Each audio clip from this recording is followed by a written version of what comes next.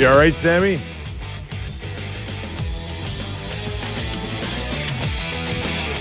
Now, shot out of the cannon early. Is that what you're telling me, Sammy?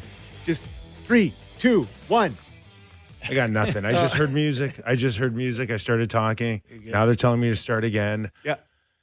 Real Kyper and Bourne, baby. Yeah. Season 5. We are live and in color. Sportsnet 360. Sportsnet 9. Oh, no. Sportsnet 590. The Fan in Toronto. I jumped the gun a little bit early.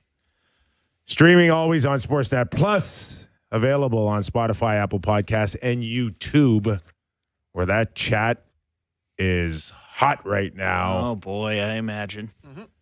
Nick Kypreos, Justin Bourne, Sammy McKee, Jake the Snake Schultz, Derek Brandale, and our very own Ethan Jaja Gabor. Mm-hmm. Coming off another loss for the Toronto Maple Leafs in Got a lot of losses. Seattle. A lot of losses. We got a lot of losses. A game that we worked last night. One that, I don't know. I mean, Leafs were okay. They had some chances. It wasn't as tilted as we've seen in other areas, but nobody cares when they woke up this morning, correct? No. Yeah, like if you went to bed, woke up, and saw that they lost 5-2 to Seattle, you'd be like, yeah, that tracks. I don't know. They deserve to win that game. I mean, they were marginally better, 50-50. Which would have been okay if we had this conversation in October or November. Nothing right now. I think we'll spend maybe 5 minutes on that game. What do we got? 3 games left before the Olympic break? Yes. 3 too many. I'm going to watch. Yeah. Here's what I'll say. I would imagine that, and this has nothing to do with your guys' wonderful broadcast, which I was glued to for the whole evening. I bet you that was maybe the least watched Leafs broadcast of the year. Yeah. Just coming off of how pissed everybody is at the team, the 10 p.m. puck drop, just the sort of malaise that's starting to work over this team. I bet you guys didn't crush it last night. Who's the most interesting player in the Seattle Kraken? Matty Beniers, maybe? Probably. Wow, No, I don't know. my Montour. boy. Yeah. My defenseman. He was buzzing last night. Montour? Yeah. He got Michelli benched. Nobody but me knows how good this guy is. You guys are clueless. Oh, yeah. You pour over those Kraken tapes every night. Clueless. You're just up till You're 1 Let me a.m. just go back to your comment about whether or not there's interest anymore or, listen, we've done this for a while and we've been together at least through this is our 5th year, right? Obviously. Yep. We've been together through thick and thick. No, yeah, thick and thin. We've had no thin, right? So this is kind of new. And let's be honest, me and you were a little older, a little bit more savvy. Yeah. We got to worry about Sammy I know here. we do. I know. We got to worry We'll about pick 'em up. Sammy. We'll be leaders. We'll be fine. We'll lead you, Sammy, to thin. Okay? I want to be very clear about something. I experienced thin. Like I know, I but not with us. But I've never had to. But not with cover us. thin. Right. Right? Like, I mean, right. I watched Live daily. I watched 82 games a year. We've Yes. merely adopted the thin. Through- You were born Yeah. in the Okay. thin. Through the Yeah. Ron Wilson times and the Carlisle and the Horacek and before that and the Paul Maurice Yeah. when he was like, I've been through the thin, but I've never had to come on here and give opinions on it before. And it feels like we're heading towards the mega thing. But here. you are right where you should be because there are some out there that have the perception that, the Leafs aren't going to make the playoffs and nobody's going to pay attention and our ratings are going to go, no one's going to listen to us anymore. Yeah. And it's just not true. No. It's just not true. That's if you've really watched the Fan 590 over its inception from like the 90s, right? Yep. There's just as much interest in like what happens next and who's going and who's staying and who's trading. You can sell and, like, hope and winning. right? And there's many ways that we probably get higher ratings when there's chaos than Sure. when they're atop the Atlantic Division. But I don't want to get too inside baseball in this conversation here, but like there is a short-term burn aspect of them being bad when they're supposed to be good and people looking for blood and coming and hearing us talk about our true opinions about how we feel in the direction. But like when they flat out suck, it's different. Like when there's not an opinion to come in here and be like, oh, they're tanking. Boy, I thought Jay Parento had a tough night last night. No one cares about that. Like when they're supposed to be good and they suck, that's when sports radio is at its best. But when they suck and they're supposed to suck, that's a different animal altogether. And I'm not ready to head into that. That's why I'm afraid of it. You're not ready. No. Well, But I that's might have why to. we're here to guide them through a quick reload. Oh, a soft sell. Hold on. Oh, sorry. Listen, Okay. Let's just catch our breath here. All right, Dad. Okay. Last night, Yes. anything out of the game that we could just at least look at as good, bad, or otherwise ugly? Sure, I'll give you some of each. Robertson, good. Bad, Michelli, ugly. Turnovers. General turnovers. Stolar rebounds. Stolar's would probably be in the ugly category. Yeah. But yeah, like watching that second line of Tavares, Nyes, and Michelli, they were rancid by and large. But Yeah, they got caved in. yeah. I talked about this a little bit with Ailish last night. This is a positive. I don't think you're going to probably expect to hear a positive here. Kind of wrapped up in a negative. So Nick Robertson last night was great. And we've always made the joke about, oh my God, when he goes somewhere else, gets traded to another team, and he gets all this opportunity, he's going to be really good. Well, now you are the San Jose Sharks. You suck. Yeah. So now you have this opportunity. Like, he played 16-12 last night, which for him that's got to be close to his season high. If they're going to start selling off pieces and everything, and he's not one of the pieces they sell off, just play him 18 minutes a night. Just like play him on the top couple lines, because he does have his moments where he's really good.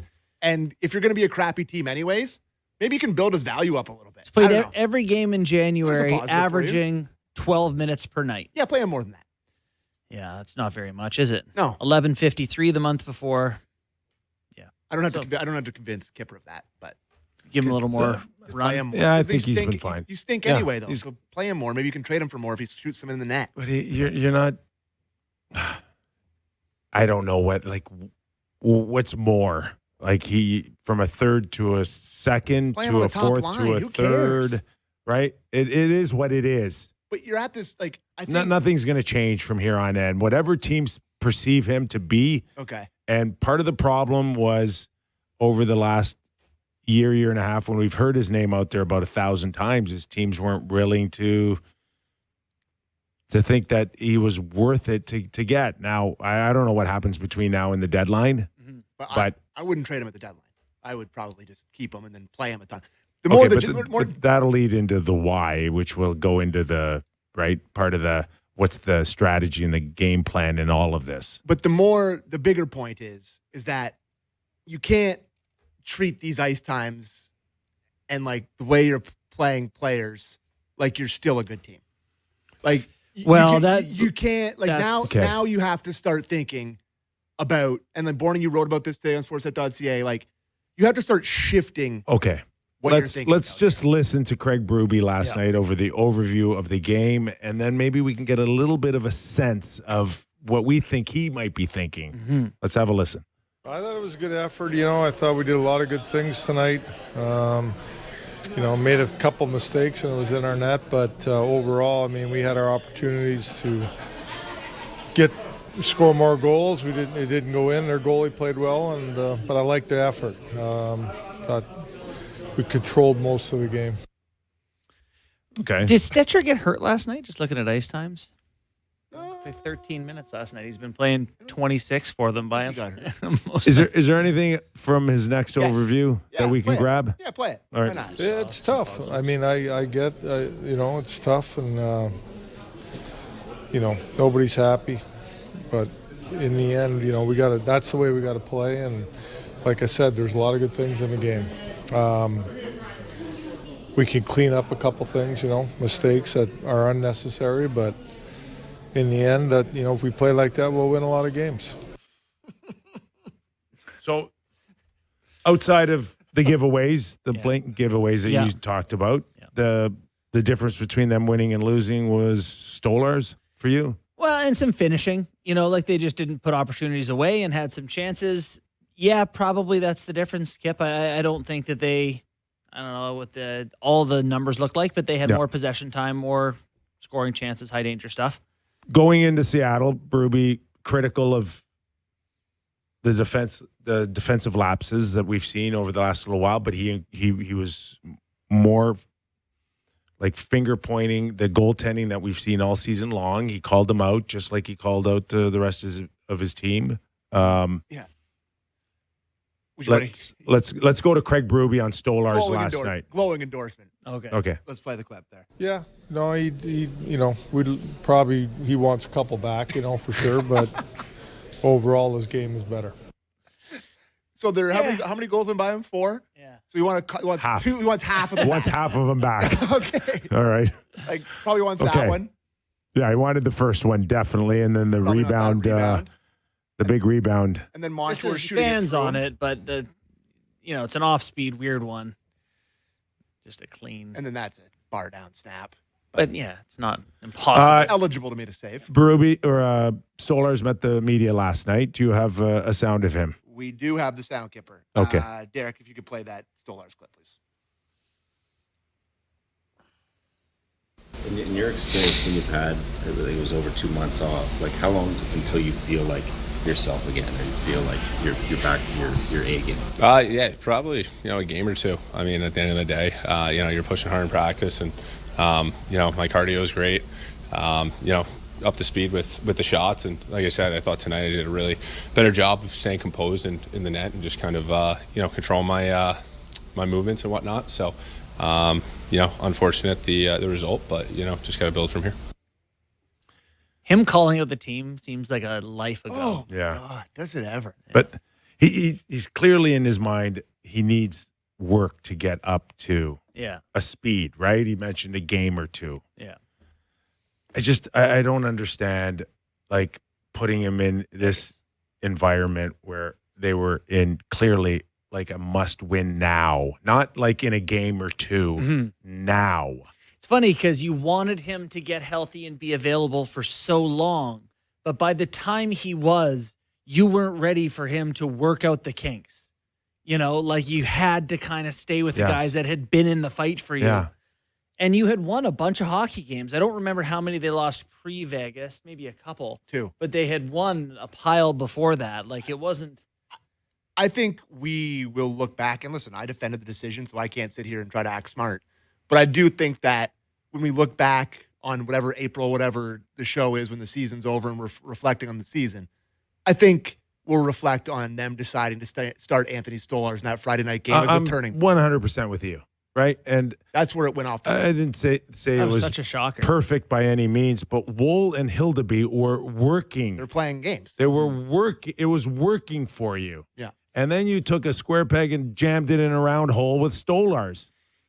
Yeah, I remember seeing a tweet or two. I think it was Anna Dua tweeted that he was in the starters net or Yeah, it Alter. It was, was just yeah. like, wait, what? Hold on. I didn't even think that he was close to an option. The bigger thing to me, not the bigger thing, this is the standings at that time. There were so many teams in the pocket. You remember, like at one point there, everyone was within a few points. It wasn't how many points out you were. It's that some group of teams was going to play well.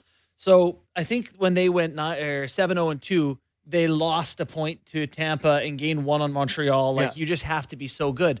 Wins were so crucial at that point of the season. And so the timing of it all, just to drive this point home further, Columbus 6-1 since they've added bonus, and they're more points out of a playoff spot than they were when he got hired. Oof. It's going to take 100 points to make the playoffs. It could take 98, 99 points. Wow. And then that kind of like coincides with Berube saying publicly it wasn't his call. And my first thought is that they put it in the hands of Stolarz. Well, it sounds like they did. He said, I didn't want to go. Well, when you We heard when you kind of connect the dots, it's leaning towards that. I don't know if that's actually factual. But then that is on them, not Stolarz, because he's an NHL goaltender. And he's going to say, I want to play NHL goal. It's on them to not give him that decision. Ultimately, for sure. If I say to my son, do you want Oreos or broccoli as a side for dinner tonight? It's on me when he chooses Oreos. You probably couldn't have a better But analogy than that. Quite frankly. we're watching Allmark, Ottawa, desperate for wins, and Allmark. All we hear is, yeah, when he's ready. When he's ready. Last night we're watching Charlie Lindgren play. Something happened to him. Obviously, he's in discomfort, Carried off the ice, and he doesn't take himself out. They leave him the option to make his own call, which he said, I'm in. And I don't know. And then he gets carried off the ice. Like, if only they had a sports science director to figure something out like this. But in these cases, the athlete is choosing to play in the NHL. And it's tough to fault those guys, right? But Like, you'd like to see Lindgren want to battle wouldn't want through. their call? Yeah. Who wouldn't want to make their own call? Right. The problem for me is when I listen to that clip that we had from Stolars, there's an admission of fault for the whole thing within that clip where he's Thank like, you. it takes me a game or two Thank to be you. ready. It's like, why weren't those with the Marlies? Right. We didn't have a game Right. or two to play Yeah. with. Maybe, we don't have hey, points to spare here. by Edmonton, I'm gonna be great. Yeah. Right? Just give me time to work Just out my throw kinks. me Stone Eichel and Marner to work through like- this here. Figure it out in Utica, brother. Like, what are we doing? Yes. All right. Yeah. That's a great point. Totally agree. All right. Now, Anyways. hold on for a second. Like, maybe we should follow this up with this whole this is a big story here now with Brad Treliving going on TSN radio and talking about this whole sports science, Yeah. right? And He's pissed. he was really upset, Yeah. right? And so whether or not it's where they are factually, and either who wrote the article, Jonah Yeah, Jonas Siegel. Jonah Siegel from The Athletic, or Brad. I'm just kind of watching this from afar, and I don't understand, like, why it would be at this particular moment that important for Brad to just focus on this particular story. Like, to me, I wouldn't have done it. I wouldn't have gone on air. Where's the attention at this point? It's got to be all on the team. No, am I wrong? I get.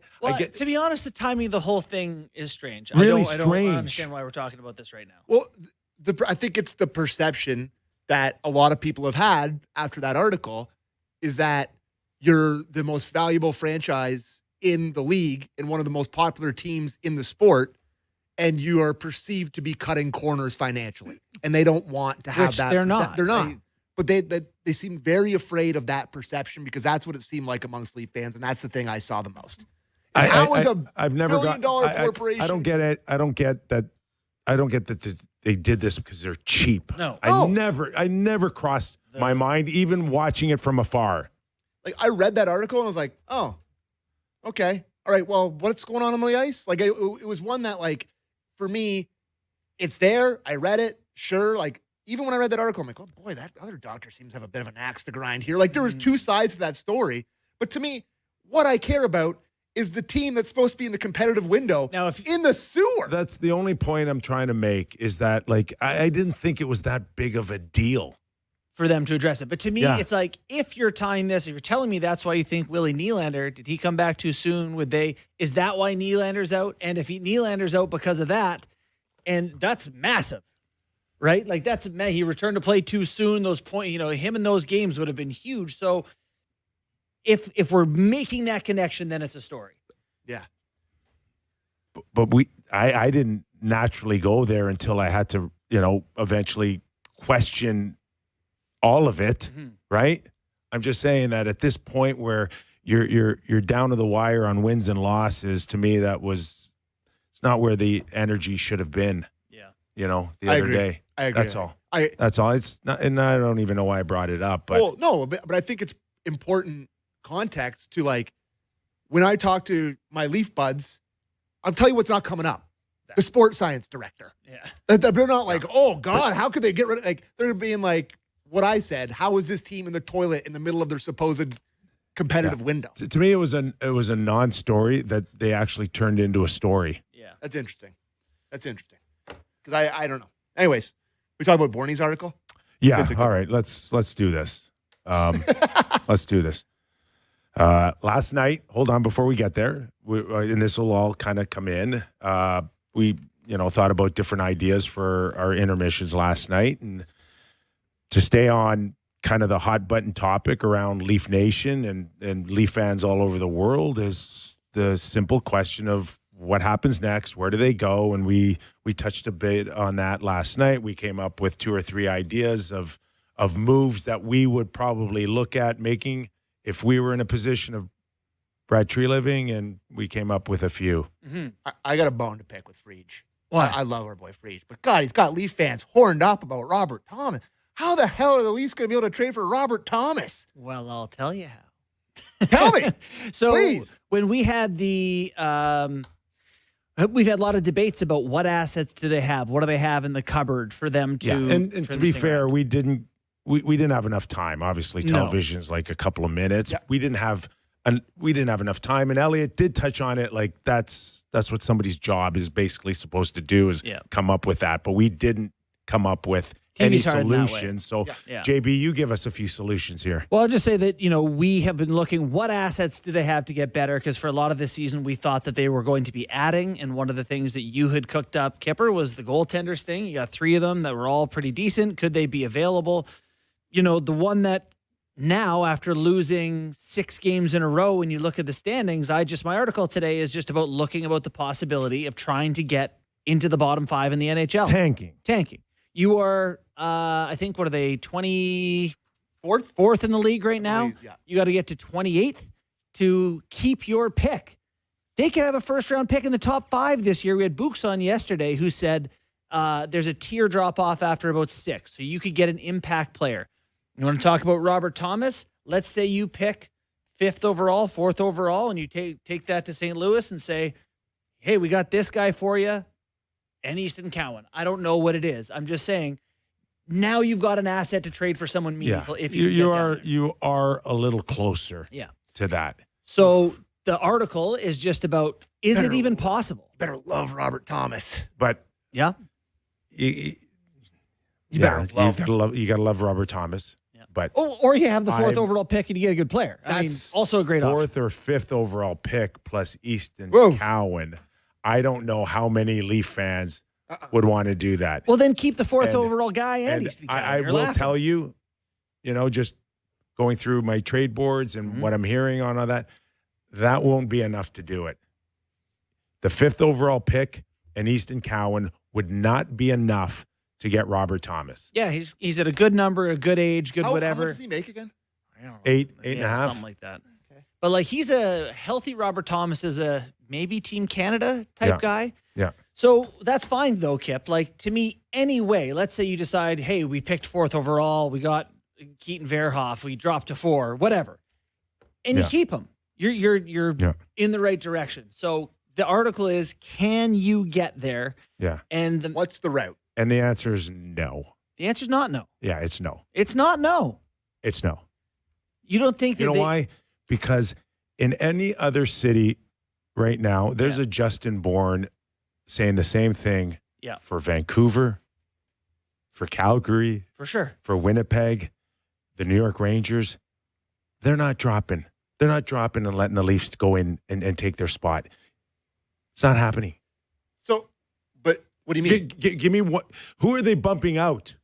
Well, Who are if- they bumping up, Justin? It's- Tell me the team that they are bumping out. Sure. I mean, I think the Jets, the Rangers, the Blackhawks. The Rangers wrote an article.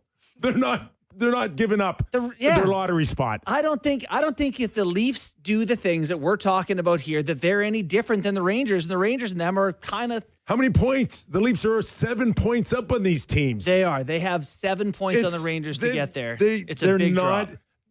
They're not letting the Leafs 7 points up take their lottery The pick. Leafs just lost. So the Leafs have the the 6th hardest remaining schedule in the NHL. They're the worst road team in the NHL. They have 18 road games in their final 28 games. What team is making up? Winnipeg's going to beat them? How many points are the Leafs up on Winnipeg right now? 8. 8. Winnipeg was first in the NHL last year. They can't win some hockey games? Cheveldayoff should be fired on the spot if he allows the Leafs to come in and steal their lottery pick. Totally. But I think to Bourne's point here, I got texted by somebody today that said, like, according to Money Puck, the Leafs have a better chance at getting in the top 5 than they do of making the playoffs. So what your goal should be, if you're looking at this analytically, your goal should be attempting to get into that top 5 as opposed to trying to do anything else. You have to do one of two things. And 5 other teams are thinking the same way. Okay. And you got to do it better. Same as winning. Oh, my God. I almost said the worst thing ever. It's a bad off. Yeah. You have to do, there's 28 games left. You either got to finish 20-8 or 8-20. And which direction do you want to go? Because it sounds to me like you're thinking 14-14, in which case you hand Boston the 10th overall pick and you say, good luck with that. And then you take a first rounder in 2028. And I'm not sure what the plan is there. I will be shocked to see much of a difference in the last 2 games, 23 games left in the 28 season? games. So, but when you say much of a difference, Leaf fans are hoping that there's 4 or 5 less guys in this roster, Kyper. And the way that you're talking makes me feel like there's not going to be. If you still have Willie and you still have Matthews. Yeah, but I don't have Willie. If I'm the Leafs, he's playing at the Olympics and his groin's flaring up again. You got Matthew Nyes is getting. You got 10 weeks. Matthew Nyes' hip. Better take a few weeks off. That's exactly it. How's your back feel, Austin? Yeah. Not good? I'm not sure how the league feels about this conversation right now. No, I'm just saying. Every other team can do it, but the Leafs are the only one that can't. I'm just. Could not be a less relevant point. Yes. I don't know how somebody that paid $300 to go see best players in the world. Well, yeah, but they're going to. I know you're an intensely moral person, and that's what you care about most is the fans' value for their dollar. However, they've been having a great time this year watching their product. They couldn't take that. There are ways to do it. I just don't think it should be as blatant as you guys are talking about right now. Without raising some real flags here. Yeah, but if Toronto does it, that's when they get mad. Every other team's allowed to shut guys down and get paid. So, but Toronto does it, you're not allowed to do that? Well, Toronto's supposed to be like, a flag leader in the league. And that's why they lead the league in suspensions, it gets more attention because they're watched a lot more. The other aspect of this, though, Kip, is let's say you can't get down to 5th, the 5th worst. Yeah. You can finish in 6th, 7th, 8th, and you have a higher percentage chance of getting the first or second pick, 8.5%, 7.5%, rather than finishing 12th and having 2%, 3%. You're getting closer to having a chance of getting in. You have to get as close to the bottom as hard as possible. I think the gap's too wide. So here's the truth. I agree with you. I don't think that they'll be able to drop enough to get there. But I do think that you're better incentivized to get closer there and a higher percentage chance of picks rather than I don't get what does the alternative even look like? I'm with you. They will sell. I don't think making it a focus now to get in the top 5 should be it. They should still sell. They should still build up their stock. Go get your second rounders. Go get a first if you can for OEL. I'm not against that. But to get there the way you're talking about and shutting people down, whether they're healthy or not, I think is going to be really tricky to pull off. It's not like these guys have been healthy all year, Kip. We had Matthew Nyes go on the thing and be like, everything hurts. It's getting worse every time I play. Every time I play. And then the coach goes, unfortunately, we just don't have time for him to take off. William Nylander literally hurt his groin celebrating on it. Like, it's just like, it's not like it's nothing. I don't know. It wasn't there. Oh, he did? Yeah. Oh, okay. Anyways, I mean, he didn't play after that, and it was a weird, awkward fall. I think that was probably what it was. Why would he fib, I guess? He said it happened on the first shift. But tried it a couple more after. Blah, blah, blah. I just think in this day and age, and with the parameters that have been laid out by the horrible trade you made last year, you owe it to your fans to be as bad as possible. And I know that's a crazy statement, but you gotta suck. I know. Suck out loud. The only point I want to make is there's 6 other markets saying the same thing. Okay, that's fine. Your point is totally bang on.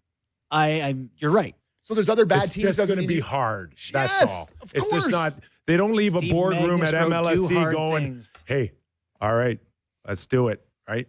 We're all in. But here's my question: why not? Why are we so impervious to the idea that these suits in a boardroom can't think critically about what's going to be best for the team? Yeah. Are they also Yeah. sugar starved that they can't see the value of the long-term Well, plan? I think it's crystal clear that they're just going to do it for the next guy to come in, right? Yeah, you try to set up. There's just no way that you're going to. Is that full lame duck mode if there's selling going yeah, on? lame duck all day long for me. All day long, think right? so, You eh? won the Atlantic Division, and now your strategy is to come back to us and tell us we're going to lose on purpose here, and it's going to be a really tough 28 games or whatever you said are left. I mean, what? And 10 home games Right. you got to eat? and then you're going to come back with Plan B with them all. Yeah. It's just Yeah, you think not my that's- world. Yeah. But- I guess. We should break. We have Right. calls. Yeah, I just think it's. I get that the other team suck, Kyper. That is a valid argument. But you suck too, and you just have to try to suck really bad.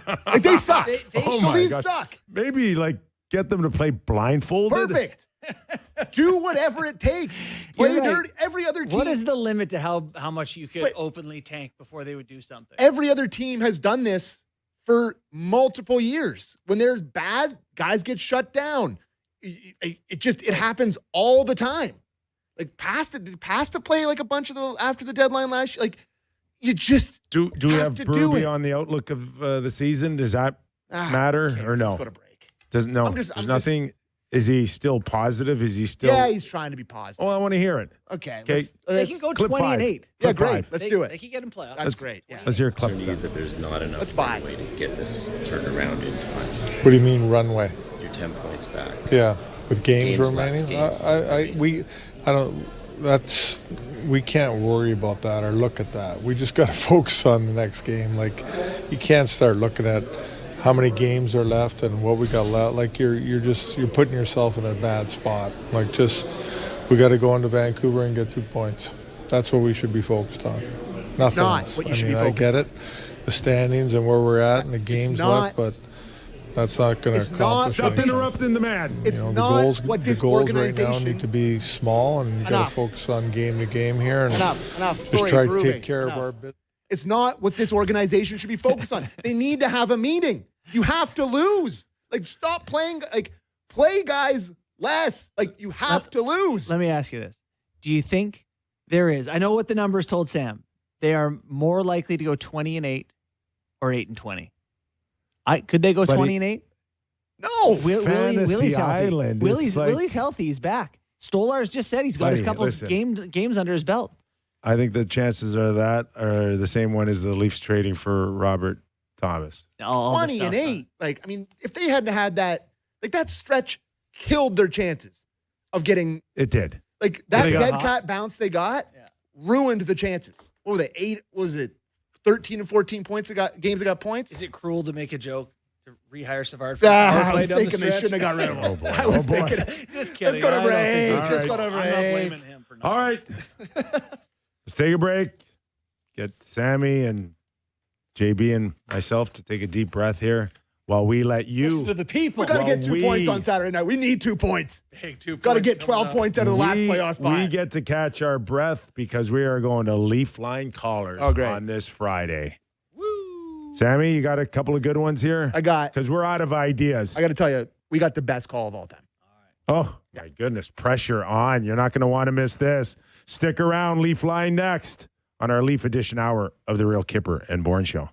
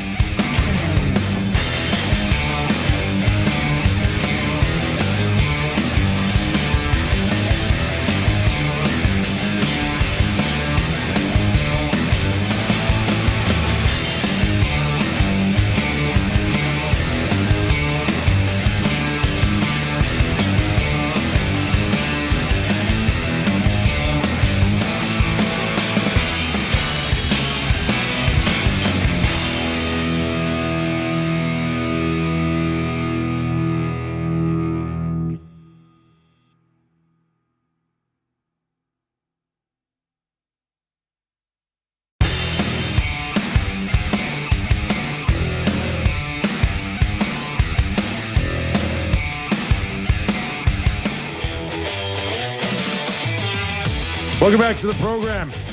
The Kypreos, Justin Bourne, Sammy McKee. We got Really riled up Sammy McKee. Here we go. Just a little sampling of the YouTube chat. Sammy is a child. Sammy going crazy. Sammy is right. Thank you. What else? It's not the Sammy show. Nope. That's it. Sammy, calm the face. Bam. Thank you, Sam. Sammy, you are a absolute psychopath, buddy. Is that our first caller? Where was that from? I don't even remember that caller. Is that from the Leaf line? Yeah, maybe. All right. I want everybody just to get ready for this call. Who we got? Okay, hold on. You've built this thing up like crazy. I couldn't build it up enough. Let's go to our boy Daniel from Robidaw Island.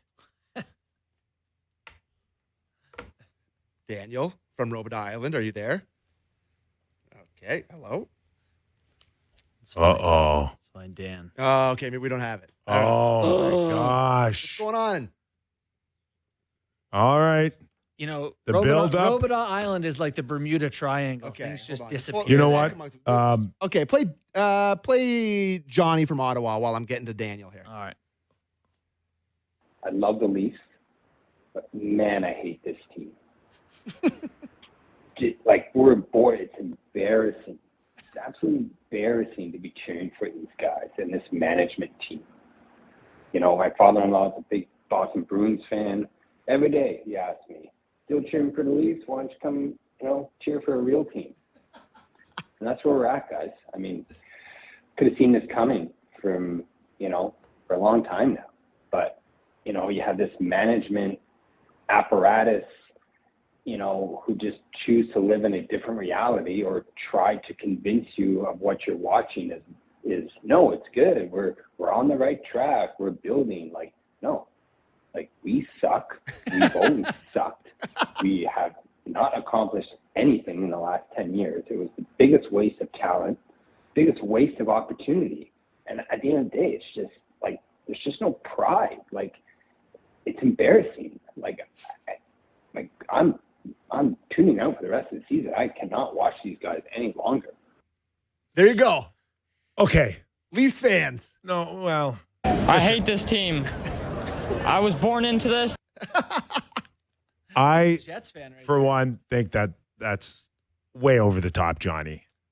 What? I do. Yes. I'm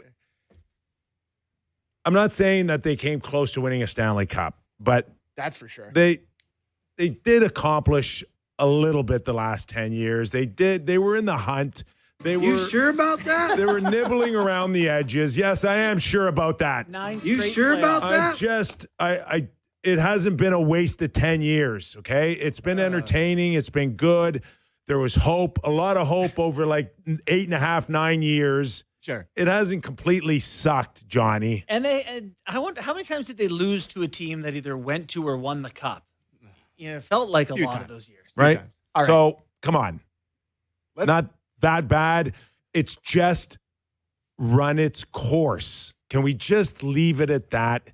That over 10 years, when you started with a nucleus in a core group, you let them go, you double down, triple down, you thought you could hang in there. Maybe it was one or two guys away. I don't know. But it didn't completely all suck the last 10 years. This is it. We're talking about it in past tense. We're talking about it in past tense. I've just never it's thought over. I'd hear you defend this era. Well, listen, I mean, I'm okay. I want to be as fair as possible here. Okay. That's all. Let's get to, okay, we got Daniel now, okay? So, Daniel, let's play Daniel. Daniel from Robidaw Island. Hey, it's Daniel calling from Robidaw Isle. I just have a song for you guys. Uh-oh. Turn it up. Just sit right back and you hear a tale of a Stanley Cup that started with this hockey team and ended real abrupt. The mate was stripped of his captaincy. The skipper seemed unsure. Said passengers that failed that game were a 3-hour bore. A 3-hour bore. The press box started filling up. Willie's finger was tossed. Despite the meeting with the leadership group, the Maple Leafs still look lost. The Maple Leafs still look lost.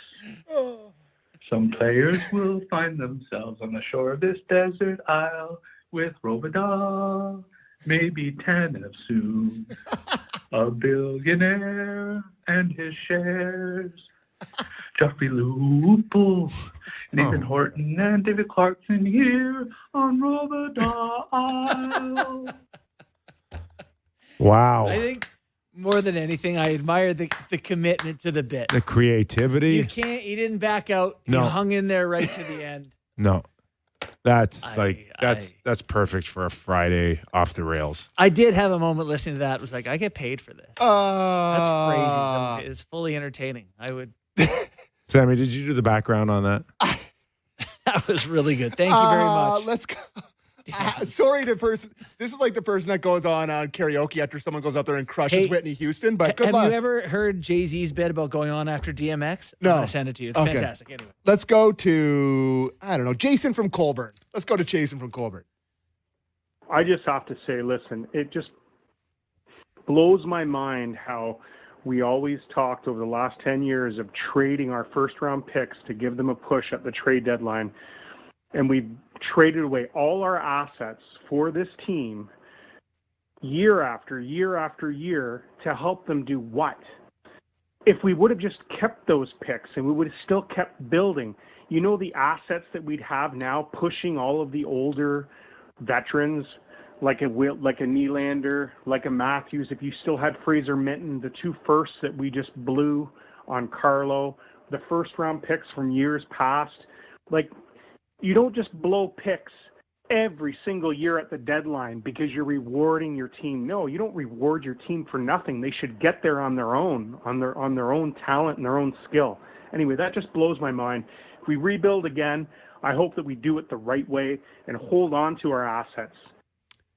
So what team doesn't trade their picks in their competitive window? Teams do.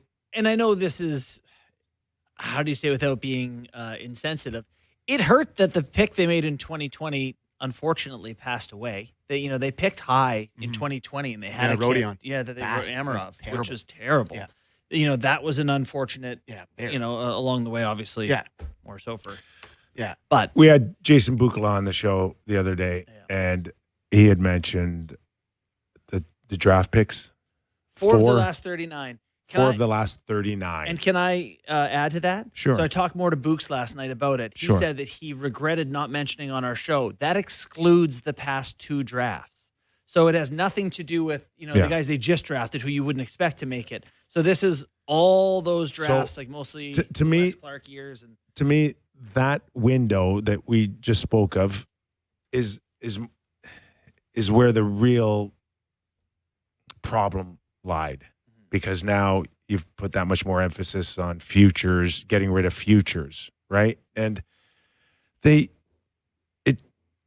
10 years are tough because the ones that they did have in the first round, including Liljegren and Sandin, especially those 2. Like we're talking about guys that still should be in their prime right now.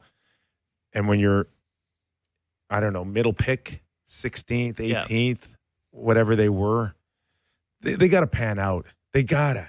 And you got to get lucky, as Book said, between round 3 and round 7. So you got to pluck something out of there. Yeah. And they just never did. No. And the pressure. No, Hildebeat was a 4th rounder, or a 5th, or a 3rd, or a 4th. But he's still in development. Yeah. He's not. He didn't help. He didn't help you win a Stanley Cup the last 10 years. Yep. He was not there.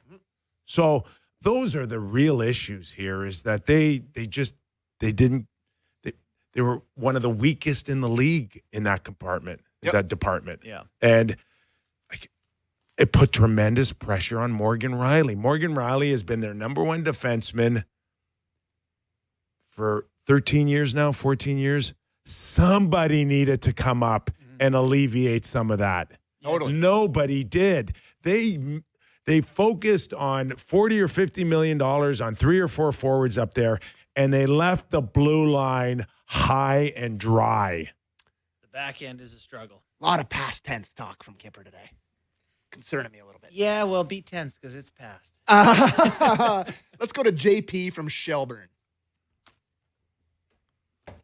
There's been a lot of talk around the trade deadline on whether the Leafs should sell or buy, but more importantly, whether Treliving is the guy that you want at the wheel if we are selling. And out of curiosity, I took a little deep dive in at his trade history and looked at if he ever sold at a trade deadline. And I found that in 2021, that deadline where the Leafs got Dave Riddick for a pick, that was the exact same deadline that they gave away Sam Bennett. Ooh. And at the draft in 2023 was when Treliving traded away Toffoli to the Devils for, I believe it was Sharon Govich and a few picks. And overall, what I found was he is capable of selling, but it's usually the big trade. You know, we look at the names that he traded, Toffoli, Bennett. You had Kachuk, which wasn't really a sell, but do you think and do you trust him at this point, given the assets that we have and given his history, that he can find a deal that works for the Leafs long term? Or do you think that the selling should be up to a different guy? Because in my opinion, I think that Brandon Pridham's been around for long enough that he should be more than qualified to sell off pieces. Good call. Do you know? Fair questions. I don't know what firing Brad Treliving today would do moving forward here in terms of the last 28 games. Yeah, I So- mean, if you think he can adequately move assets. Let's just think about what has been going on up until today. Okay, there's 3, 4, 5 of them in a room, which includes Pridham and Tree. They've had countless conversations on what they think the market value is, what somebody's worth, what they're not worth, what we can get, what we can't get. Mhm. Like, so get rid of Brad tomorrow, and there's a chance if you do put Pridham in, it'll kind of look like the same thing that they've been talking about for the last 2-3 weeks. Yeah, you've got Do you think now that you get rid of Brad because he couldn't get a second round pick, but Brandon Pridham will get a second round pick now? It's like, no, they're tied together. They're whatever you think Brad can get or can't get, it'll be the same thing with anybody else in that organization that comes in and takes They've over. got Shane Doan, Derek Clancy, Brandon Pridham, Yeah. Daryl Metcalf, They're all It's in. more about perception. Haley Wickenheiser. I think it's more about perception. For who, Sammy? For you? Yeah, the fan. I mean, me? You mean the people that pay all the salaries and go to the games and spend thousands of dollars? Why would they want to please me? They can do that at the end of the year Well, the when they perception reassess. would be that the fan base wouldn't trust Tree to set up the person that's going to come in after him. Here's Right? what I want to know. Do they have the same pro scouting group as they have? Like, I have liked over the years at the deadline when they have brought in the bottom line guys, and it's been Achari and Lafferty and Noah Gregor. And, like, I've liked some of the guys they've brought in. I'm curious, if it's the same guys giving them advice? Because I think part of what Tree's going to have to do is not just picks. Like, I don't know about you, but I don't really think it's just going to be give me a second, give me a third, give me a third, give me a second. There might at the be deadline. There may be bodies. Diamond in the rough somewhere. Find them. And if you think it's not a 4th round pick you want, but that kid that's in the minors on the 3rd line that you aren't paying any attention to, I liked him. Mm-hmm. I would love to see them pluck a few There's names. also some interesting guys. I know Harman Dial had an article I read today about, sort of guys who have lost some value to their teams. Warren Fogle in LA, his ice time's way down. Like, he's fast, he can shoot it. Is there some guys out there that still have value that are just in a spot where they're not getting used? Well, you got McMahon, right? He's Fogle. Yeah. So you trade Just term, right? You just right. somebody You would trade get. McMahon and you bring Fogle in. I think it depends if you have term. If it's someone, I would keep McMahon if I had McMahon for 3 more years of McMahon, but I don't want to pay him what he's going to get paid for the next X amount of years. So, Well, another hour. We don't have more time. We don't have any time for any more callers, unfortunately. let's do another Leafs We're hour doing after this. everyday Leaf line. I mean, only if Daniel calls in from Robida Isle again. Okay, can you do one with the Brady Bunch?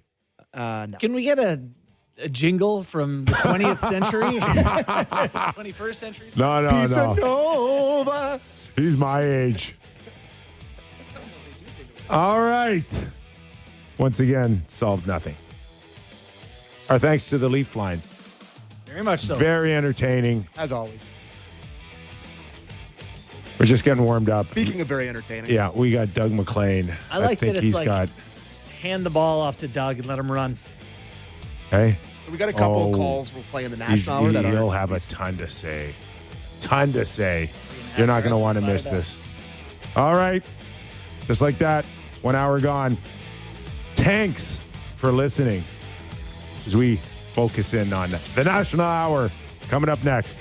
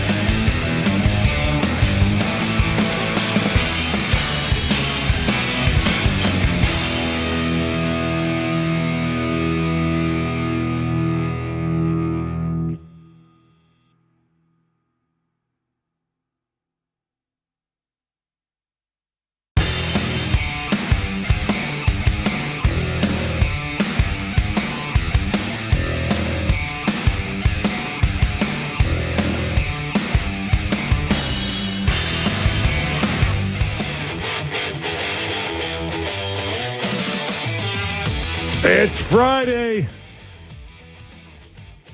Off the rails. It's a national hour on the Real Kyper and Bourne Show.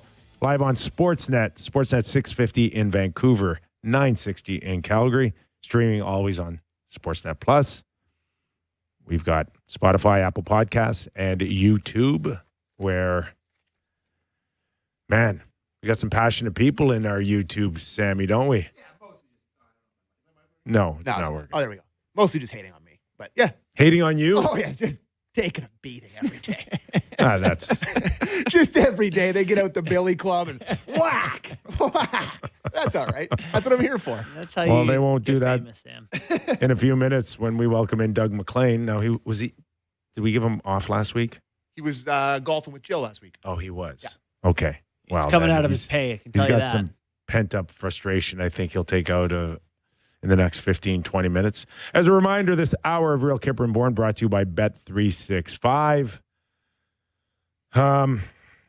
Should we rag the puck a little bit or go straight to Doug? Oh, is he here? We got him, bud. He is. We got him. Former NHL president, GM, and head coach, returning to drive our show straight into the ditch. Let's welcome him in. Mac, how are you? Great. Hey, guys. I was busy last night. I watched the Australian Open, watched the tennis. Watch Djokovic really beat good. Sinner. Do you believe those guys played for 5.5 straight hours? It's preposterous. That's too much. Two sets, or four different guys. Yeah. 5.5 consecutive hours. How long are you playing pickleball for, Doug? Can't be 5.5 hours. And I know there's no body checking, but you can't get the Leafs to play for 20 minutes, let alone 5.5 hours. Hey, here we go. And we're off. Just, what was that, 30 seconds, Yeah. 40 seconds? We're like, okay, so, are we going to spend 20 minutes talking about tennis? Have you stopped watching at all? Or did you keep an eye on, okay, let's go there with the Leafs and what's happened in the last, 7 to 10 days? They came off an original road trip, Mac, to come home where a lot of people were feeling pretty good about their chances. Well, I was on with you guys a week or so ago, and you thought they were going to win the cup. That they picked up 10 points, and it looked like it was terrific. I don't know what's gone wrong. They don't. It's frightening to watch them play right now. It really is. But again, I was thinking today. We think back to last year and how good Stolarz was, and how a lot of things worked out well for them. And this year they don't look like the same team. And I was today trying to think, what do you do to fix this? Like, what do you guys talking Robert Thomas and 5th overall pick and all, foolishness. But anyway, look, it's, I don't know what you do to fix it. Okay, hold on. You don't get to call us fools and then go, I don't know. But I got nothing. I don't know what to do. Right? Well, you're drinking your orange juice. Sammy thinks it's like the Islanders. They go from 11-1 and get Schaefer, and all of a sudden they got a good team again. It's really hard to win the lottery. It's hard to get those top 5 picks, and you've been a president. You've been a general manager. Go take us into going into a boardroom with the Toronto Maple Leafs presently, and you tell them what? As a GM? Yes. Well, that's a very complicated question, because what do you do to fix this team right now? What do you do? Do you say we're going to retool? We're sitting here this time last year. None of us would have picked the Boston Bruins to make the playoffs this year. Not one of us would have picked them to make in my opinion, nobody was picking the Bruins to make the playoffs. And all of a sudden, Sturm comes in. To me, he's the coach of the year in the NHL. Is there somebody that's done a better job? And look how well they're playing. And the team, they're playing like a team, and they're right there. They may slip, but it looks like they're going to get in. And then you say, okay, where do you go with the Leafs? Where, they've got McAvoy on the back end. They've got Pasternak. Lindholm back there too, Hampus. Lindholm. They got the Geeky up front. They've got some real players there. So what do you say with the Leafs? And you got, okay, Nylander, Matthews. Okay. Tavares, I mean, I don't know what's happened to him the last 10 games. I mean, it's frightening how he's dropped off. Nylander's been hurt. So what do you do? How do you retool this team? I mean, I watched them play, and they're not a very good team. I mean, they are. And what do you do to fix it? The back end has to be totally rehauled. It has to be overhauled, the back end. I mean, you can't come back with that same back end that can't get the puck out of their own end to save their life. You can't come back with that. It took me up front, you got your top line is Domi, Matthews, and who? Nice. McMahon. McMahon. A few games. Nice. That was their top line.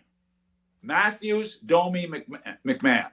I mean, come on, guys. That's not. I mean, Matthews is a superstar. The other two guys are third, fourth liners. I mean, so where do you go to fix it? To me, it's really, really a tough retool. You know, it took me 53 minutes to pin Kip down on this the other day, but we finally got to, you got to blow it up. We finally got him to get there. I'm just cutting to the chase with you, Mac. So far, you've offered nothing. So you're blowing it up. I'm not. Okay, hold on. The definite. Yes. Matthews. We had the definition of blowing it up, meaning one of Matthews, Nylander, Nyes, Easton Cowan. One of those guys? Yeah. Just trading one of them. Just trading one of them. Yeah. But to me, it's Nylander and Matthews. Well, yeah. Okay. That's the real, for sure. Well, like you trade Easton Cowan on his own, but if you trade Matthews and Cowan and you bring in five pieces, six pieces. Yeah. Typically, when you go into a rebuild, you have assets. And by assets, I mean picks that you've built up a bank of picks, which they have, zero basically. So how do they rebuild unless they're going to move top guys to bring in top assets? So think about it. What do you get for Austin Matthews? Do you want to even consider trading Austin Matthews? You get four grade A pieces. That's what you get. Okay, let's say he goes to Vegas with Marner. So you get two players off Vegas. You get their next two. You get Hurdle would be one of them because of the money's got to be, and he's slow, he's just a little faster than Tavares right now, which makes me nervous. So you get two players off Vegas, two good players off Vegas. You get two prospects from Vegas, and you get two first-round picks. So, but if you trade Matthews, you're going into a monstrosity of a rebuild, I guess. But that's the guy that brings you six assets. Nylander's not bringing you that.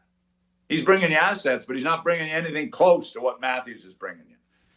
And then I said it last year. This time last year, I said it to you guys 100 times. Be careful what you wish for with Marner going out the door.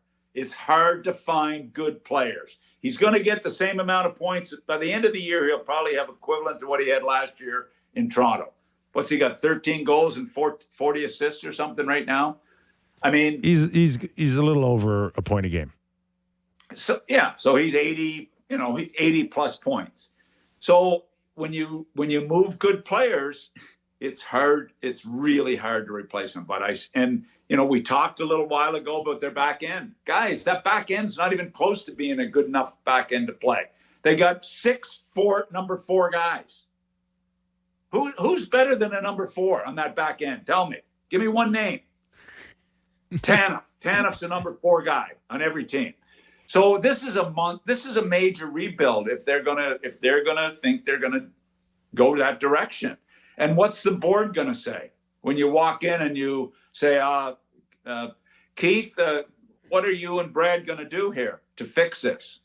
This is a tough fix right now. Let me tell you, this is a tough fix. I look at Ottawa. Ottawa, in their last 20 games, they've had 3 games where they've had over a 900 save percentage. 3 games where they've had over a 900 save percentage in the last 20 games. Yeesh. That's a lot easier fix than this is. Yeah. A lot easier fix than this is. And they're 11th in the league in scoring, Ottawa. I said at the first of the year, one of Ottawa or Toronto is going to make the playoffs. I thought one of the two would make it. Now I'm worried both are going to miss. So do you think it's possible for the Leafs, last one on them before we move it around the country a little bit, for them to do some sell McMahon, Oliver Ekman-Larsson, Scott Lawton, turn those into whatever, a first here, a couple of seconds, and then flip those in the offseason? Do you think you can go back with the guys you have? Because you're saying the board is probably not going to be on board with some sort of blow up. Can they get, last year, next year, Tanev's healthy, Dakota Joshua plays. Can you find a way back into it next year? I think if you come back, the guys you're talking about trading, like, what are you going to get for them? A second round pick? I think it depends. I think Larson can fetch more. OEL, second and thirds for sure, and maybe conditional first, maybe for OEL if there's a demand for him, but we don't really know. But that's what we were thinking. But guys, I know if you're gonna rebuild, you need picks. If you're gonna compete, you need players. Mm-hmm. So what you're doing is you're trading guys out, and with what you're gonna get, you're gonna get the same type of guys back. You're gonna get the same mediocre, average, middle of the lineup to bottom of the lineup return. I mean, everybody was all excited about the Carlo trade last year. Everybody was all excited about the Lawton trade. I mean, anyway, it's a tough situation. Let me tell you, it really is. And you look at other teams around the league. I mean, I'm looking at San Jose right now. Celebrini may be the best player in the NHL right now. Schaefer just tied. He passed Bobby Orr's record for most goals for a first-year player. What has he got? 14 goals. Bobby Orr at 13. Scary. He's going to pass Housley, who's got the record for 17 goals. Those are, where are any of those types of guys in the lineup? Those are true lottery winners. We had Marner, Matthews, and Nylander. That was going to be the core. And Tavares comes in. Oh, my God, I remember the day on the desk when Tavares came in. Oh, my God, with these four guys, how many cups are we going to win? And Morgan Riley is our number one guy. How many cups are we going to win? It's going to be frightening. I thought I was going to be busy every year with a parade.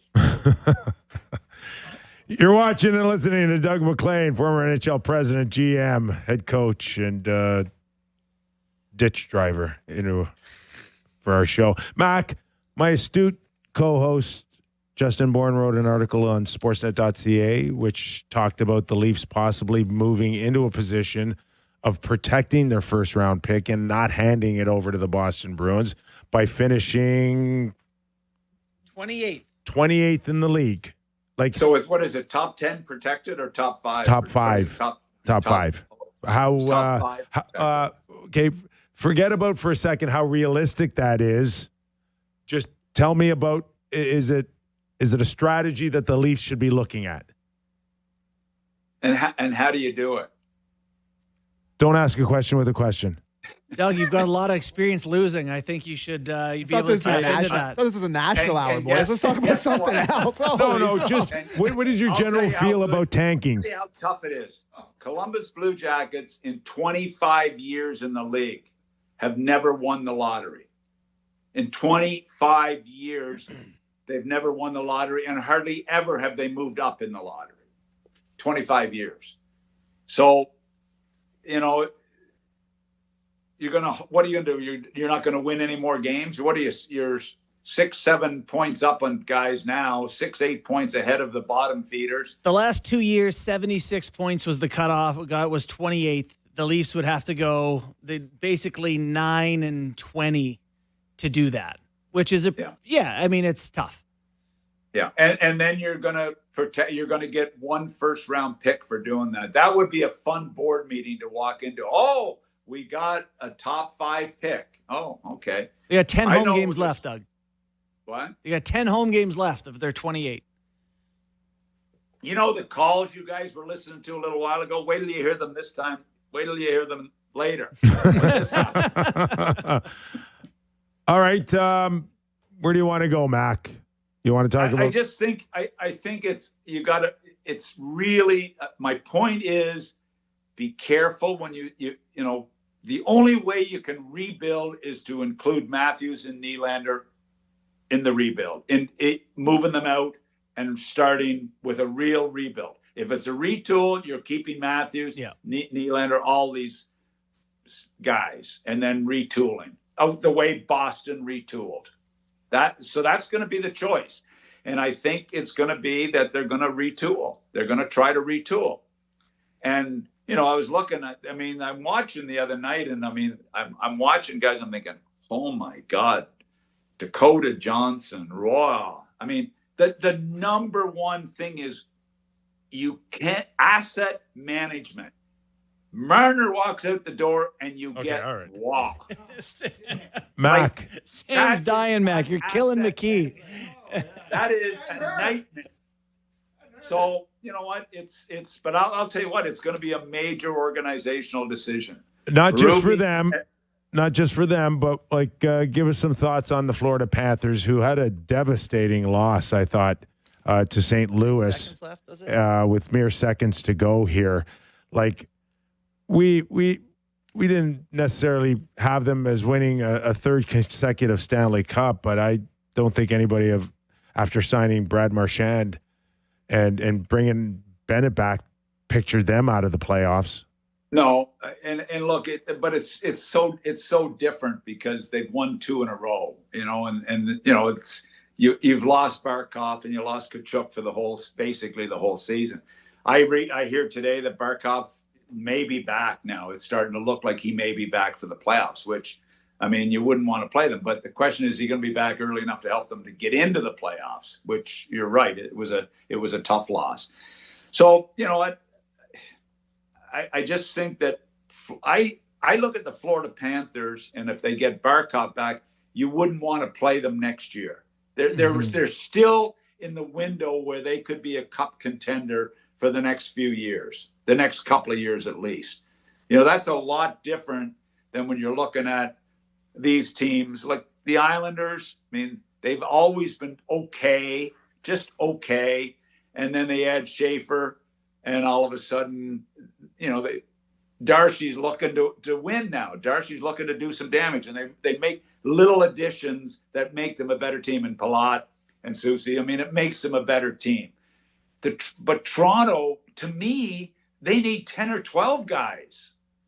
These other teams don't need that many, but the Leafs really do, because they've got about 9 or 10 forwards that are interchangeable that can go out the door. Is he back on the Leafs?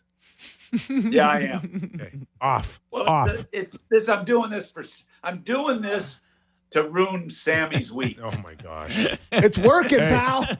You know who you can't ruin is a Buffalo Sabre fans. But you know what? But Bourne started it because he gave me the shot about losing. At least I lost with an expansion team. I didn't lose with a team that was 100 years old. I was taking it personally, Doug. I apologize. I was with them the first. I look in Columbus. I think, well, first 6 years, they're still blaming me in Columbus, and I've been gone for 15 years. But you know what? At least I was an expansion team. I was feeling silly for my idea of the tank. I apologize. When you got fired from Columbus, you had no shot at winning Coach of the Year. Kevin Adams may have a shot at winning Coach of the Year. GM. Yeah, sorry. And you know what the sad part is it's Kevin Adams' team. He's the guy that, I mean, the 5 years, you go back and look at the 5 years, and he brought in the majority of those players. Kekalainen's brought in Bergevin and the contract guy, Josh, from Columbus. Those are his 2 acquisitions. And now it's Kekalainen's team. But Kevin, he's the guy that put all these guys in there, you know, and he loses out. That happens, you know. That's not often. the way it goes. Not that often. But that's, when GMs leave a team, like I think there's people, and not to do the Toronto stuff again, who are worried that like a GM on the way out is going to flip all the assets, to try to save their job. But the team you leave is your resume, right? Yeah, I guess. Yeah, that's what my problem was. You see my resume? The team I left. I'm not saying anything else. Hey, what's your buddy Jeff Rimmer saying about Panarin? Hey, you got any inside scoop? Jeff can't focus because all he's focused on is his new book, and he has one dream. He has one dream. Our books are going to come out at the same time. My new one and Jeff's is coming out. And his dream is to sell one more book than I sell.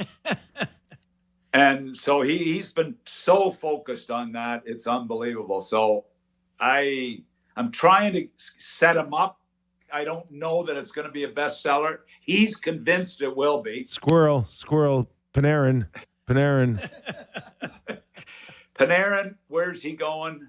I don't know where he's going. I mean, who needs him? Who needs him? I watched Drury's act there, and I just shake my head with it. Now they're, he's holding them out. He's not going to play him until he can trade him, and I don't get it. I really don't get it. It's a mess. They got some work to do. No question, they got some work to do.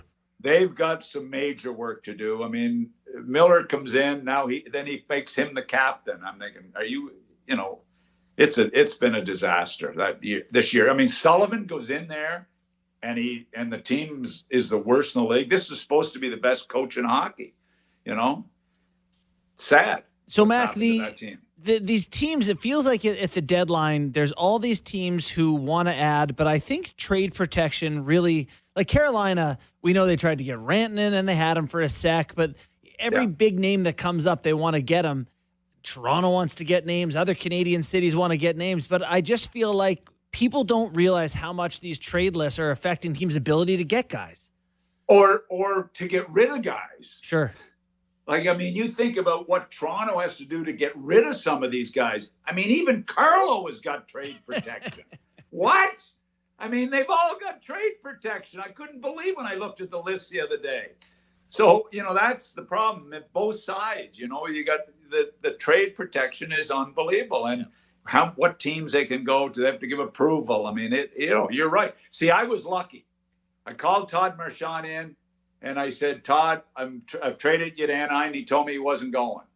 I said, you're not going. I'm trading you to Anaheim. You're not going. No. So then I put him on waivers. Yeah. And Berkey picked him up. In Anaheim. Because I knew nobody else was going to take but there was no such thing as a no move back then. No, that's where the no move rule came in. Yes. Yeah. Because the league investigated Berkey and I, and all of a sudden the PA were going squirrely, and the no movement came in that summer.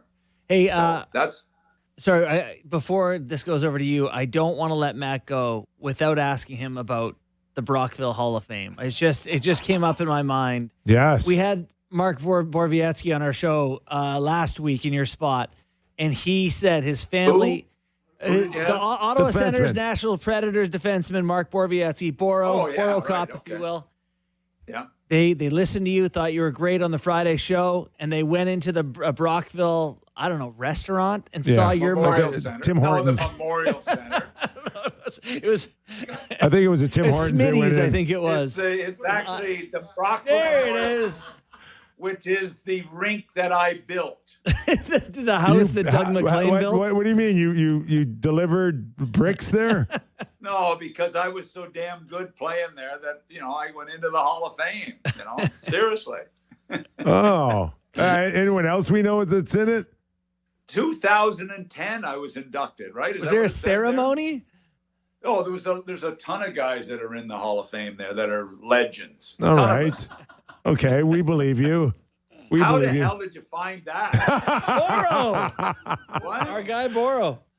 He did. Oh, yeah, we got a crack investigation team here. Sorry. Well, my landlady's the one that voted me in. She's the one that recommended me. So, her husband was one of the owners of the team, and Polly was she was responsible for getting me in. So it was, who was there? I'll tell you who was there at my ceremony, who was also a Brockville Hall of Famer is a guy by the name of Leo Boyven. Do you remember that name? Yeah, I do. Yeah. Yeah. He's from Prescott, Ontario, and he's in the Brockville Sports Hall of Fame. So there's some amazing legends in there. So, Mac, as far as Canada's concerned, I mean, we're down to Montreal and Edmonton, right?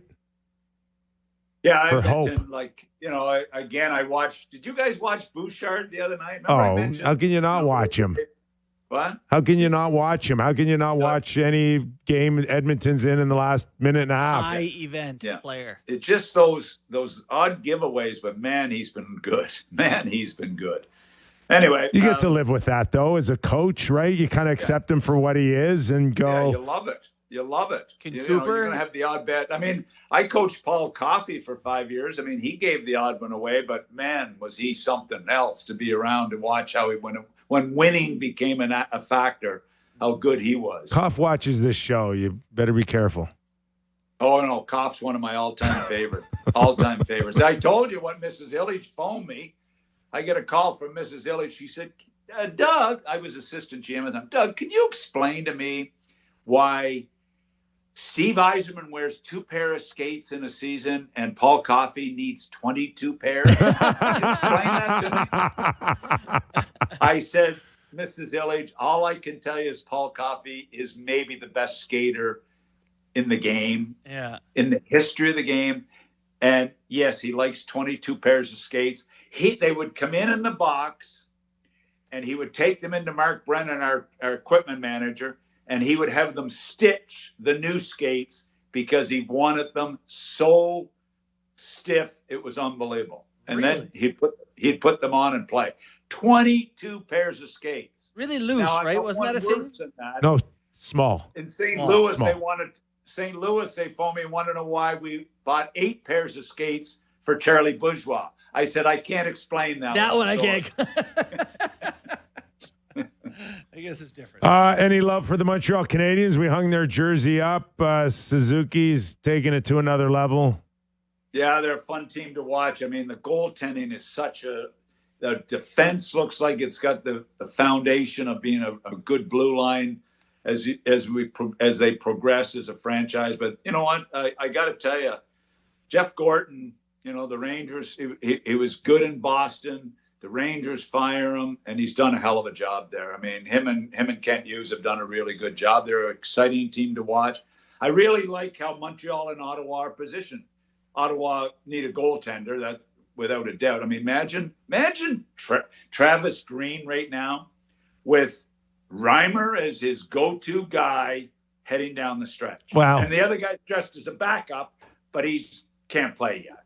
Reimer's he's done a great job just holding the fort there. Reimer's done an unbelievable job just holding the fort, and so has Travis Green. And what's the guy? Why is Ullmark on the bench if he can't play? Seriously. Interesting Why question. can't he start? He's on the bench. Why can't he start? Tell me that. Yeah. All right, we'll leave it on that. Before I let you go. You don't want me talking on that, you'll get a lawsuit. All right. Anyway. What is this I'm hearing? Like every week you tell us how great your golf game is, and then I hear the other day that you got beat by a 5th grader. Oh, my God. So we go to the park. Jill and I go to the park at West Palm yesterday. So we tee off, and one guy, I look at him, he's carrying his bag. He looks really good. I said, what, you from around here? And he said, oh, I'm a pro at a course in New Jersey. I said, oh, you're a pro. And then the next guy that slides up to play with us was a father-son. And I said to the little guy, or Jill said to the little guy, what's your background? He said, I'm in grade 5. So I have a pro from New Jersey playing with Jill and I, and a kid in grade 5. So the little guy hits his drive, probably about, if it wasn't 200 yards, it was awful close. Yeah. And then I dropped mine out there at about a 158 from the senior tees. So I played with a kid in grade 5 and a pro, and Jill and I. And we only played 9 holes. I had a 44. I thought it was pretty good. Not bad. But But the first hole, Jill, honest to God, I couldn't hit it. I had a 6 on the first hole because I was so nervous of playing with a kid in grade 5. Anyway. Well, listen, keep your head down, work on your game, and we'll get you. No, you don't want me to work on my game. You don't want me to work on my game. You want me working on getting you a nice course to play when you're down here. Oh, next yeah. year. Yeah. What you All right. needed. All right. And then we'll advance you to beat somebody in junior high. And then when you're down here, you can go back and talk about the course you're going to play. All right. Sounds good to me. Guys, thanks a lot. Did Sammy go home or is he in the back? No, he's here. He quit. What's he doing? He's here. I wish. Guys, thanks for having me on again. It is Thanks, the one, Mac. the Appreciate your only time. Doug MacLean. All right. Wow. I'm jealous if anyone gets to golf. Yeah, golf seal's a long way away here. I got golf shoes though. Nice. You got new golf shoes? I did. Yeah. Where'd you go with? I got some. They're Jordans actually. Jordan. But they're not like they're not like high Whoa. tops. I'll show you. They're all white. You know what? You guys did Leafs in the National Hour for 20 minutes. I got to ask both of you. About the Leafs. I'm going to ask you a question about the Leafs. Because Are you allowed to? He brought Marner up 14 times in 20 minutes. Do you think this team with Marner makes the playoffs this year? Is Willie healthy in this hypothetical No, scenario? the exact same thing right now. Same injury luck. Same. They're not 10 points out. So I don't know if they're how two. many win player is he? Definitely better. Yeah, they're better. 6 win player? I don't know. Yeah, they're it's a lot. Yeah, one guy made a difference. Okay. Yeah, one guy made a difference for them for sure. But if that takes them to 96 points or something, Like they're 32nd in every metric. Yeah. Like would he make them 28 Defensively, they would have changed for sure. They would have had a different look. he also plays so much. All right. Right? Yeah. He's on the ice a lot. Okay. All right. You're barred now. You for the rest just of the can't replace hour. him with no win players. Yeah, that's true. 0 wins. It's game time presented by Bet365. Visit the app for latest odds and see why it's ever ordinary at Bet365. Must be 18 plus. Ontario only. Please play responsibly. How many games on the ice tonight, boys? I think we had 15 last night, so I'm going to say 1. Uno. Uno. One game tonight. It is the Chicago Blackhawks and the Columbus Blue Jackets. Watchable. Chicago hosting the Columbus Blue Jackets. Minus 155 for Columbus. Blackhawks plus 130 on home ice. Do you see Bedard put one under the bar last night? Just going to say that was one of the nicest goals I've seen all year. Just stop up, look a goalie in the eye, and just beat him clean. And it's the complete joke about who was it, like hits a big 3 to pull within 42? Yes. Chris Paul. Yeah, it's like, you like they're down 6-1 at the time. It's like, okay. But, man, that goalie, I don't know, who was it? Was it Stu Skinner? She loves net. That guy has been the best goalie in every league that he gets up to play in the NHL, and Connor Bedard stares him in the eyes and just wrists it past him. The Wile E. Coyote sign. Uh-oh. Yeah. So, you know what? Why not? Give me another Connor Bedard goal tonight. He's hot. He wants to prove that he should have been on the Olympic team. Pittsburgh, 5 straight wins, man. They don't lose. Buzzing. God, I wonder if they had a GM there that would help the Leafs. Plus 160 for Connor Bedard to score a goal tonight against the Columbus Blue Jackets. Blue Jackets have been hot, though, under Bones. That was game time presented by Bet365. Visit the app for latest odds and see why it's ever ordinary at Bet365. Must be 19 plus. Ontario only. Please play responsibly. Okay, we'll catch our breath when we return. Text 59590. We got some texts. Non-Leaf text. We've got got a couple calls, too, that were not Leafs related that we'll play out here, too, that were both good. Pat Kane passing Mike Modano yet again. Most points. Plenty to get into still on our real Kyper and Bourne show.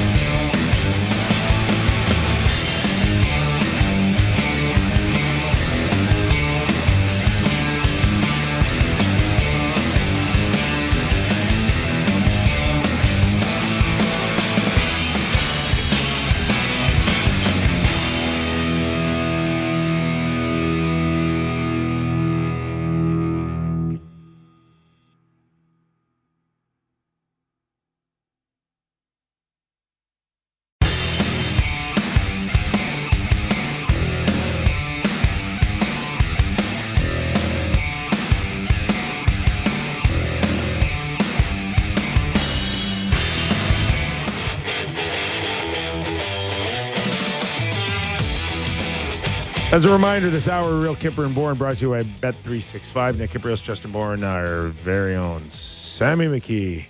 Hold on. You're going to play that clip. Don't do it yet. Okay. We're going to get some texts to finish off the day, but just got to give some love to the Buffalo Sabres here because they keep rolling. Saw Alex Lyon set a record for his 10th straight win, which crazy, man. Great on him. Congratulations. But the first thing I thought was 10. That's it. 10, right? With Dominic Hasek. 10. That is surprising. You know what else is a surprising stat for me? That Alex Lyon's playing really good. Yes, that. But Like, also, But he's played well in the past, though. He's There's no way this falls out. There's is he a Panther?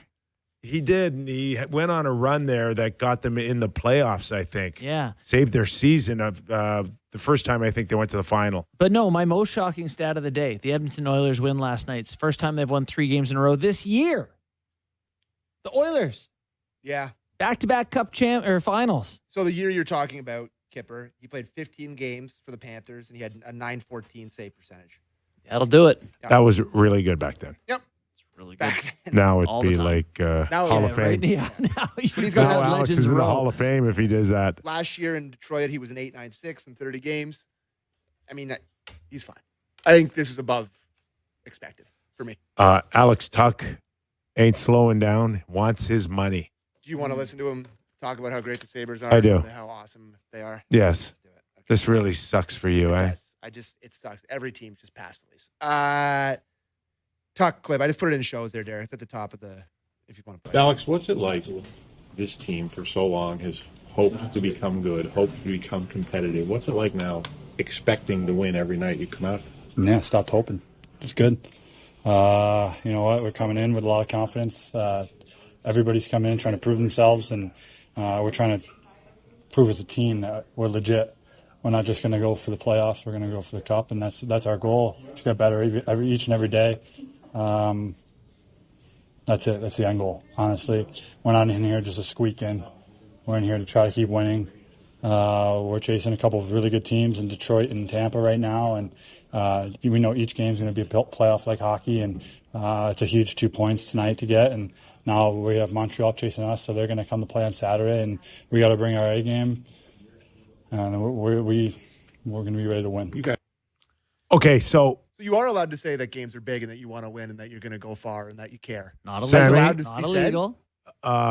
probably in the last couple of 6 weeks, maybe 8 weeks, you were like telling me there's a real path for the Buffalo Bills to get to the Super Bowl. I'm telling you right now that there's a real path for the Buffalo Sabres to get to a Stanley Cup final. To a Stanley Cup final? Yeah. That No chance. That the Yeah. Tampa Bay Lightning's bus breaks No, down and they I can't do the said- rink? Is that Maybe they lose to Tampa Bay, Yeah. but no Leafs right now, no Panthers, Florida. no Florida Yeah. Panthers. What do you got? You got Montreal, you got Detroit, and you got Tampa Bay. Like I said, Did you say Carolina? No Carolina for you? real path to get to a Stanley Cup final. Conference final. You think you're just not? Did you say Carolina in your preamble there? No, but I'll include them too. Okay. Yep. I'm just saying. It's a nice story, but I'm not going crazy. Okay. All right. I bought in. Yeah. I bought in. That Yeah, blue like- line. Alex Lyon going to carry you to the Cup final? That blue line, Ukko-Pekka Luukkonen, buddy. Colton Ellis. Busey. Yeah, in listen. Carolina. But they're just Montreal in Montreal. Vasilevsky and Tampa Yeah, Bay. okay, I'll give you that. But that's one team. I'm with it's one team. Kip. There's like one team, and if you have Hey, injury or you stumble, you like, just told me about Josh Allen going to a Yeah, how'd Super that work Bowl. out? I'm just saying the path was there, though. Yeah, sure. We're talking about paths. Yeah, but the path got bumpy, and it didn't happen. I just think there's absolutely no chance. You can play this Buffalo, and when you go to the final, and you can all be happy, but zero chance for me. The Sabres underlying stuff's a little questionable defensively, but they still have. They got good players. They're coming. It's a nice story. They're coming. And Good for them. I like Tuck's attitude, but yeah, I'm not as bullish as you. All right. They play hard. They do. They got a lot going for them. We have a couple. We had a couple calls on the Leafs line that were more national hour adjacent. You guys want to play them? Of course. Love this stuff. Derek, they're in there. Let's go to Kat from New Brunswick. Question for all three of you. As a player, if you could only have one, would you rather win a Stanley Cup championship or a gold medal at the Olympics? Love the three of you together. We watch every show. Oh, bye. Not even close. Stanley Cup. Yeah. I never, like, my era, you just didn't dream about Didn't grow winning up. a tournament unless you're like 8 years old. Yeah. Right? You know, the idea of formed with a group of guys you haven't paid the dues with, and it's single elimination, and you win 6 games and you win. You know, it's not the same as like the whole grind of the year and the 2 month of playoffs, and you know, and same as you, I also grew up with that as like the thing. Yeah, I'm sure there's a generation who watched, you know, Crosby and Co do their thing, but I do think that in the moment of the Olympics, within those 2-3 weeks, there is something magical and unquantifiable about how everyone comes together, and it's such a huge moment. And like, it's national, right? It's not just your city. Actually having that happen, but like, we don't look back on and be like, Danny Heatley, what a gold medalist. Like, you don't think like it's not. You don't think about it as a winner like you do if somebody wins the Stanley Cup. Right. So in that way, you think more about, you know. I just think the longevity of the honor of winning a cup maybe is longer than a gold medal. But in the moment, I think a gold medal is pretty incredible. I mean, it's yes. But there's people that think like, you know, having a silver or a bronze is really good too. Yeah, I probably wouldn't accept. And I'm like, no, not in hockey. Not in hockey. Everything I'm else just is saying good. in general. Yeah, but if a friend of mine was the second best pole vaulter in the world won silver, I'd be like, oh my God, that's incredible. If we win, well, how come we don't go? You went to the finals. Oh my God, that's incredible. We went to. We don't do that. If a skier wins a silver medal in the downhill for Canada, like, yeah, dude, But way to go. There's 6 good countries on the planet. There's more than 6 good sprinters in the world. You know, like I love the Olympics. I get ready for Johnny Olympics over here, boys. Oh I no! love the Olympics. See, it bothers me. What? Yeah, because it bothers me. But you got to be a fan of the sport, not the fan of just winning. That's what the great part of the Olympics is. Is that I could sell you on a turtle race if I painted a Canadian flag on its shell. Did we raise? Is that supposed to be an insult? Because like, duh. But it is funny how you watch an event for, I don't know, 4 minutes, and then like 4.5 minutes later, you're like, poor execution. I'm like, Can't holy do crap! That one knee came up on those moguls too much. No good. No You good. got to hit the third shot in the biathlon before the sprint. Yeah, Johnny Olympics coming right up. right. And the other call, I think there was one other call. Yeah, right. This one. Let's go to Alicia in Vancouver. Alicia in Vancouver. This isn't Leafs related, but I do watch your show every day. And the other day you guys were talking about Rick DiPietro and his contract. Don't you guys know that July 1st is actually not Canada Day? It's Rick DiPietro Day because that's when he gets paid out his $1.5 million all the way until 2029. So, yeah, July 1st, Rick DiPietro Day. 2029. Anyway, keep up the Just good work. grabs a check. Thanks for making me laugh. It's got to be like a cousin, or like how would she know that? I'm sure it's on. I mean, you could probably Puckpedia or ChatGPT maybe give you the wrong. She must be getting a cut of it. But here's what I give that guy so much credit. He gets paid $1.5 million every year. Yeah. He still gets up, does morning radio in the grind. I'm Totally. like, what a guy. You know, you can't just rot though. What an owner.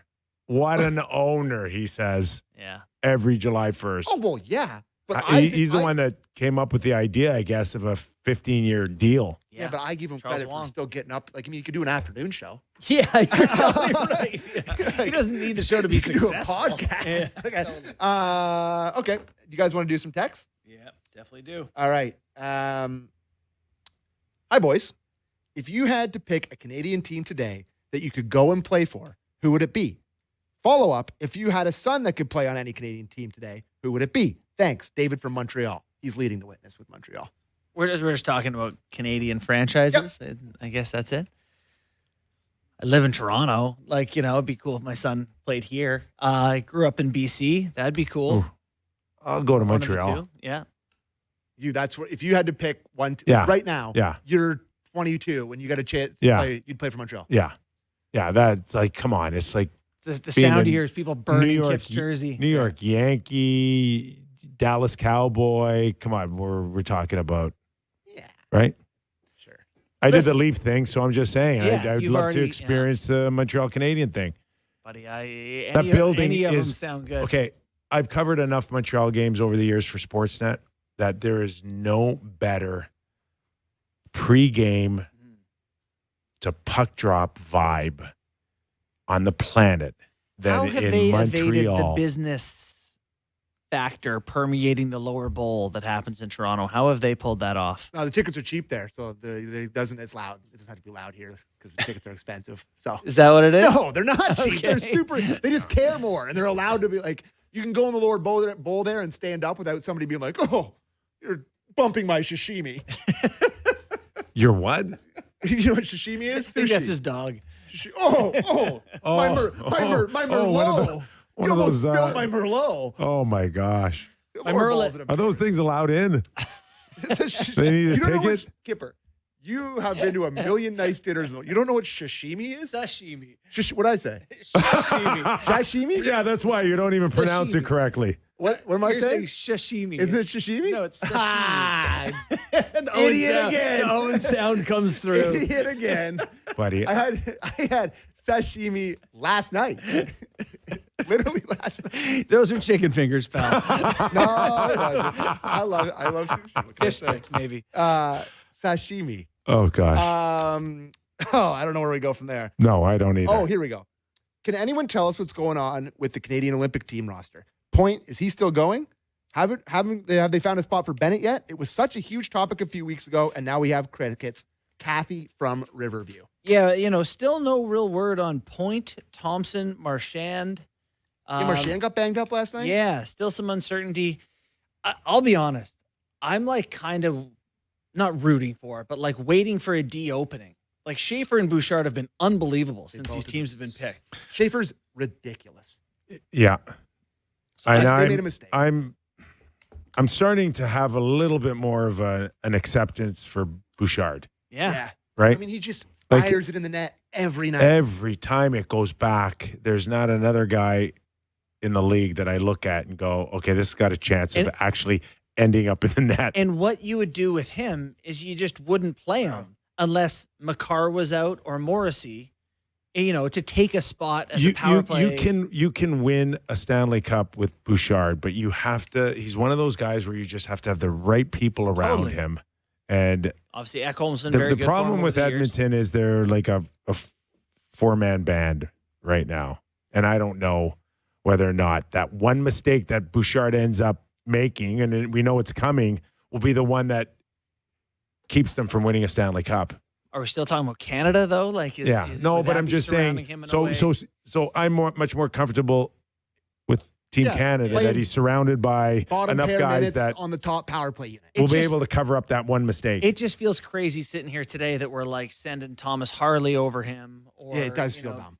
Sanheim or Doughty right now. You just may need that offense. One guy that can just, when you're down a goal and the goalie's pulled, that's the guy I want on the blue line. Totally. Right? So I kind of keep waiting, like, is someone going to roll an ankle here at some point? And Hyman probably should be there too.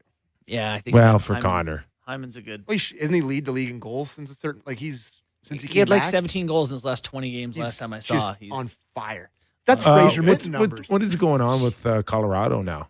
Oh, it's mid-January. They've lost 8 regulation games this year. Oh, boo-hoo. Still love them? Well, yeah, don't you once in a while, mid-season, these teams they're going to have a little stumble. I tell you something, I kill for their problem. Took you like 40 games to lose four times, and now it's taking you a week and a half. A couple injuries, too. Do they not have a couple banged-up guys?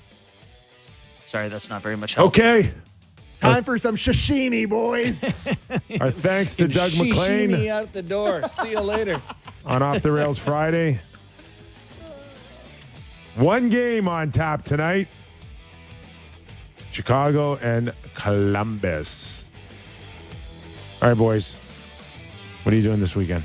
Resting up. Curling, Preparing for hockey. Monday's knife My fight. parents are coming down. More shoveling. Gonna go for some is it gonna dinner. I don't know. Our thanks to everybody out there, whatever platform you chose to watch us. We appreciate the support.